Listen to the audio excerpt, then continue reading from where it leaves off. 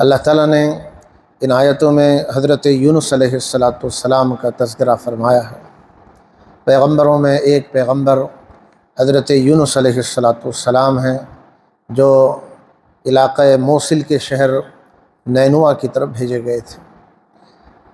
हज़रत यूनुस अलैहिस्सलाम अपनी कौम तक अल्लाह का पैगाम पहुँचाया, सुबह पहुँचाया, शाम पहुँचाया, पूरे इखलास से पहुँचाया, पूरी फ़िक्रमंदी और ज़िम्मेदारी से पहुँचाया। बुलाते रहे लेकिन कौम दीन की बातें कहाँ सुनती है और हक़ की आवाज़ को कब कबूल करती है। पैगम्बर थक जाते हैं, दीन की मेहनत करने वाले मायूस हो जाते हैं, लेकिन एक वक्त ऐसा भी आता है कि हुज्जत तमाम हो जाती है। ये अल्लाह का निज़ाम हमेशा रहा है। हज़रत यूनुस अलैहिस्सलाम ने अपनी कौम को बुलाया, बुलाते बुलाते हज़रत यूनुस अलैहिस्सलाम बूढ़े हो गए। हज़रत यूनुस अलैहिस्सलाम को ख़याल आया कि अब ये कौम ईमान लाने वाली नहीं है, अब इन पर अल्लाह का अज़ाब उतरने वाला है। और अल्लाह ताला का अज़ाब उतरने से पहले अल्लाह ताला पैगम्बरों को इत्तला देता है। हज़रत यूनुस अलैहिस्सलाम इसी ख़याल से बस्ती से निकल गए कि अल्लाह का अज़ाब आने वाला है। और जब हज़रत यूनुस अलैहिस्सलाम बस्ती से निकल गए, लोगों ने आसार देखे।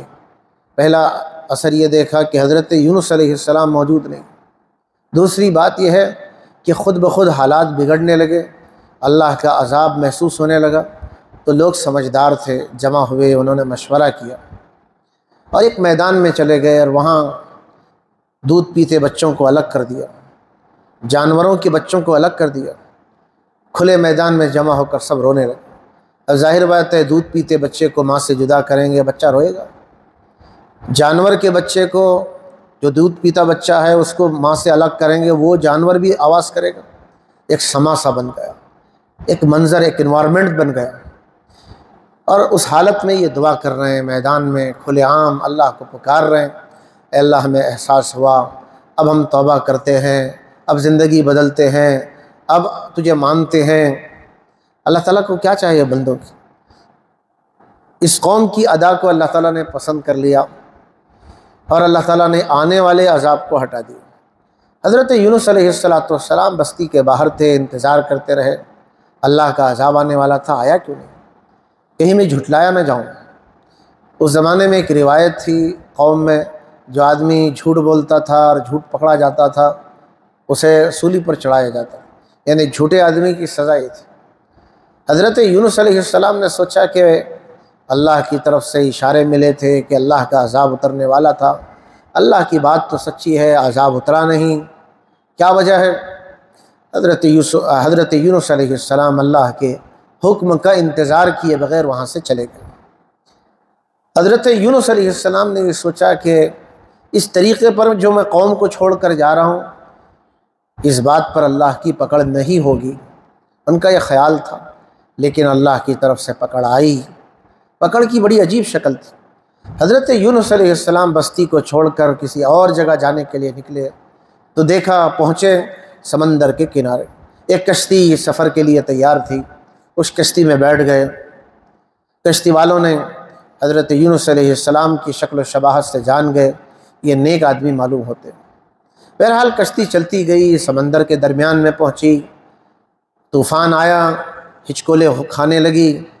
उस ज़माने में एक रीत और रिवाज था कि अगर समंदर में तुग़यानी आ जाए और समंदर में कश्ती डूबने लग जाए, तो उनका ख़याल था कि कश्ती में कोई ना कोई आदमी ऐसा है जो ग़ुलाम है, जो अपने मालिक से भाग कर आया है। तो मल्लाहों ने कश्ती खड़ा कर दी, कुरानदाज़ी की। उस कुरानदाज़ी माना इस ज़माने में जैसे चुट्टियाँ डालकर किसी का नाम निकालना। कौन आदमी वो है जिसने अपने आका की नाफरमानी करके अपने आका को छोड़ कर के आया है? जब कुरानदाज़ी की गई तो उसमें हज़रत यूनुस अलैहिस्सलाम का नाम निकला।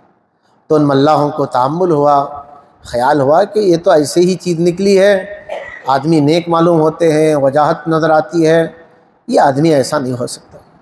उन्होंने दोबारा कुरानदाज़ी की, दोबारा हज़रत यूनुस अलैहिस्सलाम का नाम लिया। तीसरी मरतबा कुरा किया तो तीसरी मरतबा भी हज़रत यूनुस अलैहिस्सलाम का नाम लिया। हज़रत यूनुस अलैहिस्सलाम अब जान गए, मेरा नाम बार बार आ रहा है, یہ اتفاقی طور پر نہیں، اللہ تعالیٰ مجھ سے ناراض ہے۔ اب وہ کشتی کے کنارے کھڑے ہوئے اور سمندر میں کودا۔ اب جو سمندر میں کودا پہلے سے اللہ کی طرف سے ایک مچھلی متعین تھی جس کو حکم تھا اس کو غذا نہیں بنانا، چند دن کے لیے تمہارے پیٹ میں رہیں گے۔ جیسے ہی حضرت یونس علیہ السلام نے سمندر کے بیچوں بیچ سمندر میں کودا، وہ مچھلی پہلے سے انتظار میں تھی، حضرت یونس علیہ السلام کو نگل لیا۔ اب مچھلی کے پیٹ میں ہے۔ قرآن مجید میں یہاں یہ کہا گیا فنادی فی الظلمات، اندھیریوں میں حضرت یونس نے پکارا تھا۔ یہ اندھیریوں سے کون سی اندھیری ہے؟ ایک تو مچھلی کے پیٹ کا اندھیرا، پھر رات کا اندھیرا، سمندر کا اندھیرا، اور یہ اندھیرا بڑی نازک چیز ہے۔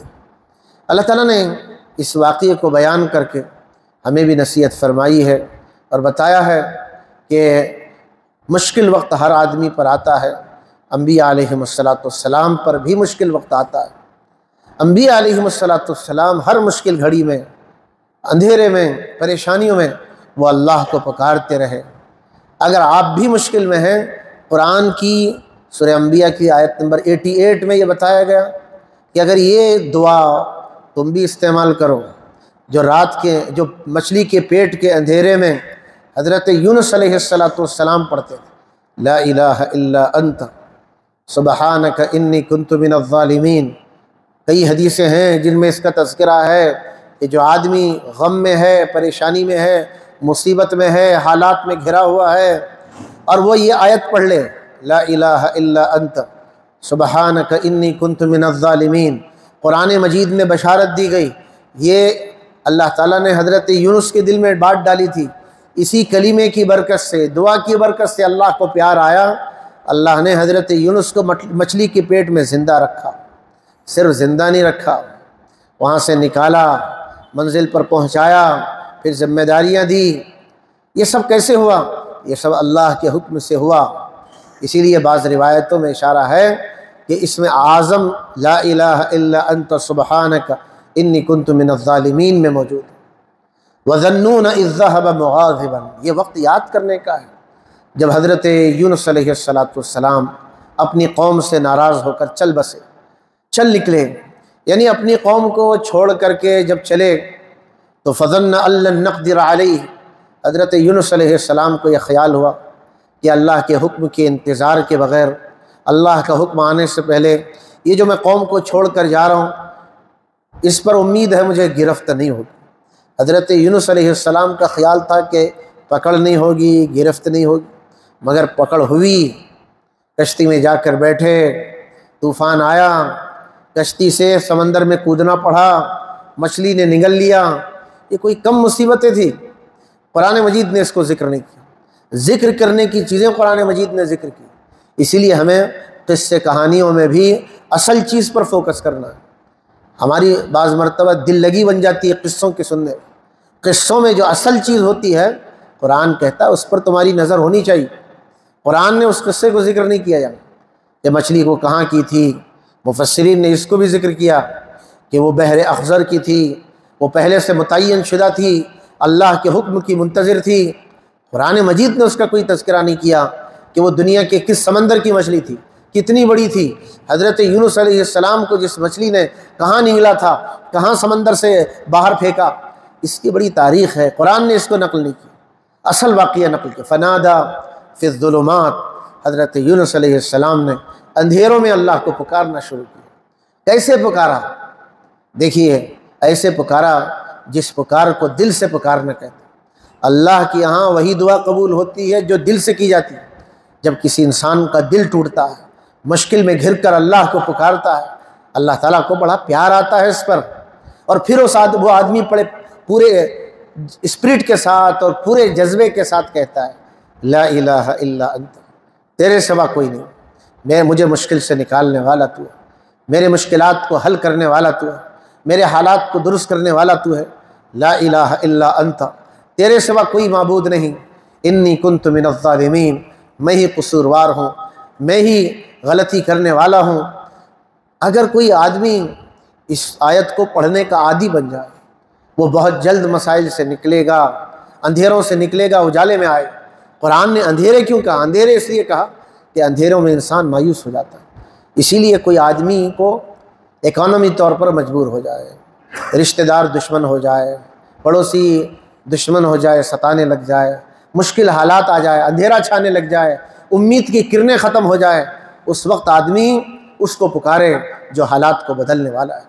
اللہ کے پاس ناممکن کوئی چیز نہیں۔ میرے آپ کے پاس ہر چیز، ایک چیز ناممکن ہو سکتی ہے، لیکن اللہ کے پاس کوئی چیز ناممکن نہیں۔ لا الہ الا انت سبحانک انی کنت من الظالمین، انہی الفاظ کے بعد قرآن نے کہا فاستجبنا لہ، ہم نے حضرت یونس کی دعا قبول کر لی، ونجیناہ من الغم، ہم نے انہیں نجات سے آزادی دے دی، نجات دے دی اور غم سے نجات دے دی۔ وَكَذَلِكَ نُنْجِي الْمُؤْمِنِينَ، آیت کا یہ ٹکڑا بہت اہم ہے، یاد رکھو۔ حضرت یونس نے اللہ کو پکارا، پورے جذبے سے پکارا، ان کلمات سے پکارا۔ اگر آج بھی کوئی آدمی اللہ کو اسی جذبے سے ان کلمات سے پکارے گا، اللہ اسی طرح سنتا ہے جس طرح حضرت یونس علیہ السلام کی سن چکا ہے۔ یہ خبر دی گئی یہاں، کذالک وکذالک ننجی المؤمنین، اسی طرح ہم ایمان والوں کو پریشانیوں سے، مصیبتوں سے نجات دیتے ہیں، نجات دیتے رہیں۔ عربی گرامر میں مضارع کا صیغہ پریزنٹ اور فیوچر کے لیے آتا ہے۔ کیا معنی؟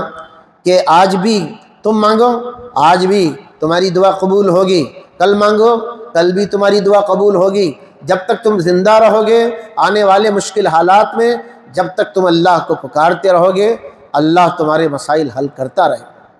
یہ دو آیتیں وہ ہیں جو غمزدہ پریشان حال لوگوں کو ہمت دلاتے ہیں، حوصلہ دلاتے ہیں، اور یہ امید دلاتے ہیں کہ تم اپنے حالات کو دیکھ کر مایوس ہو رہے ہو، تم اپنے آپ کو کمزور سمجھ کر مایوس ہو رہے ہو، حالات کے بدلنے والے تم نہیں ہو، تمہارا پیدا کرنے والا اللہ ہے۔ تمہیں نظر اپنے اوپر، اپنی طاقت پر نہیں رکھنا ہے، بلکہ پیدا کرنے والے اللہ پر رکھنا ہے۔ اگر کوئی آدمی اس امید کے ساتھ اللہ کو پکارتا ہے، اللہ تعالیٰ اسے بھی مصیبتوں سے نجات عطا فرماتے ہیں۔ اللہ تعالیٰ عمل کی توفیق عطا فرمائے۔